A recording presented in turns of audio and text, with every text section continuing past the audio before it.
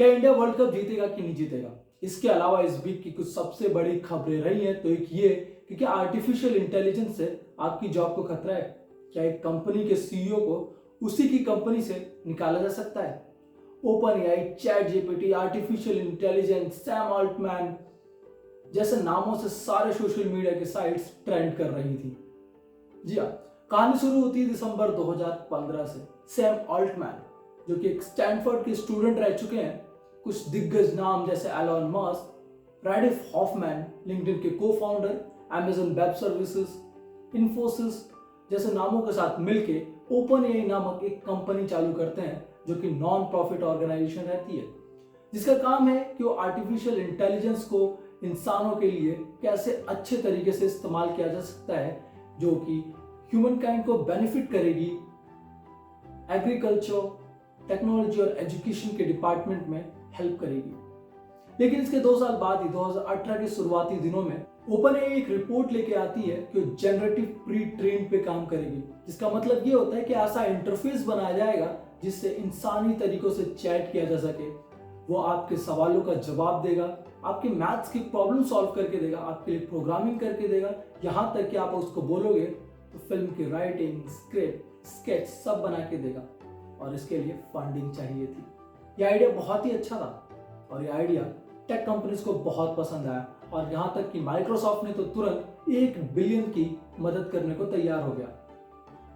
तो ऐसा इंटरफेस बनाना काफी महंगा काम था, काफी फंडिंग की जरूरत पड़ने वाली थी और ओपन एआई ने इसी चीज को देखते हुए अपनी कंपनी को 2 भागों में डिवाइड किया। पहला ओपन एआई और दूसरा ओपन एआई जीएलएलसी।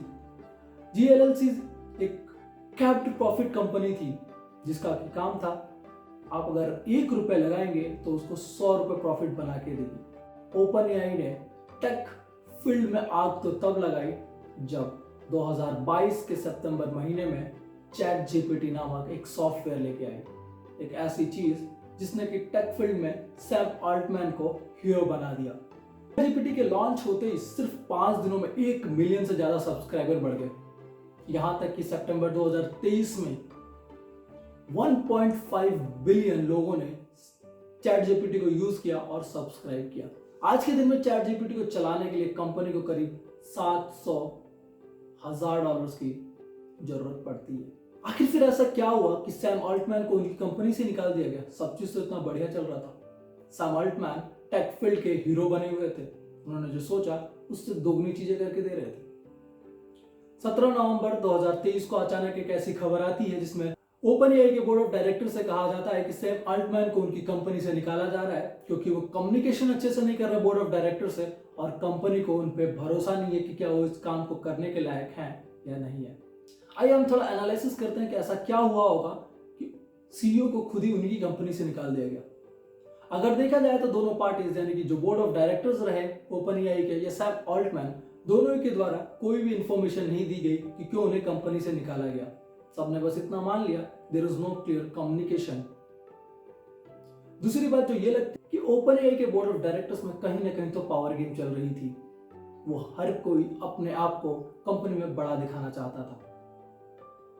तीसरी बात जो ये लगती है कि क्या ओपन एआई जिस बेस पे बनी थी कि वो ह्यूमन फेस के लिए अच्छा काम करना चाहती है, क्या वो उससे हट चुकी थी? क्या ओपन एआई सिर्फ प्रॉफिट के बारे में सोच रही थी? क्या सैम ऑल्टमैन सिर्फ पैसे देख रहे थे या बोर्ड ऑफ डायरेक्टर्स को ज्यादा पैसे चाहिए था और सैम ऑल्टमैन सिर्फ ह्यूमैनिटी के लिए काम करना चाहते थे? सबसे बड़ी बात तो ये रही कि सैम ऑल्टमैन ने जैसे ही ओपन एआई छोड़ा 24 घंटे के अंदर माइक्रोसॉफ्ट ने उनके और उनके साथियों को अपनी एआई लैब को चलाने के लिए रख लिया।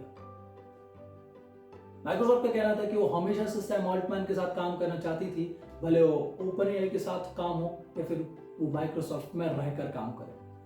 अब देखने वाली बात यह है कि आर्टिफिशियल इंटेलिजेंस जो ये नाम है इतना बड़ा बन चुका है कि सारे tech giants, social media sites, news channel ने इतना फोकस किया तो इसका फ्यूचर क्या है और आर्टिफिशियल इंटेलिजेंस का फ्यूचर डिसाइड कौन करेगा? क्या आर्टिफिशियल इंटेलिजेंस कितना पावरफुल बन सकता है? क्या ये डिसाइड ये $1 बिलियन की कंपनीज करेंगे या ये गवर्नमेंट डिसाइड करेंगी? ये लोग बताएंगे कि हाँ ये लिमिट होनी चाहिए, क्योंकि इसके फायदे तो बहुत हैं, लेकिन साथ ही साथ में आर्टिफिशियल इंटेलिजेंस वैसे ही हजारों प्रॉब्लम्स भी लेके आता है। सबसे बड़ी प्रॉब्लम जो आजकल मीडिया में चली वो चली है डीप फेक की, यानी कि किसी की भी तस्वीर किसी के ऊपर लगा के कुछ भी बनाया जा सकता है। दूसरी बात है साइबर क्राइम्स की, आदमियों की आवाज को कॉपी करके बहुत सारे स्कैम चल रहे हैं। तो वही देखने वाली बात होगी कि आर्टिफिशियल इंटेलिजेंस की लिमिट कौन डिसाइड करता है और आर्टिफिशियल इंटेलिजेंस क्या कर सकता है।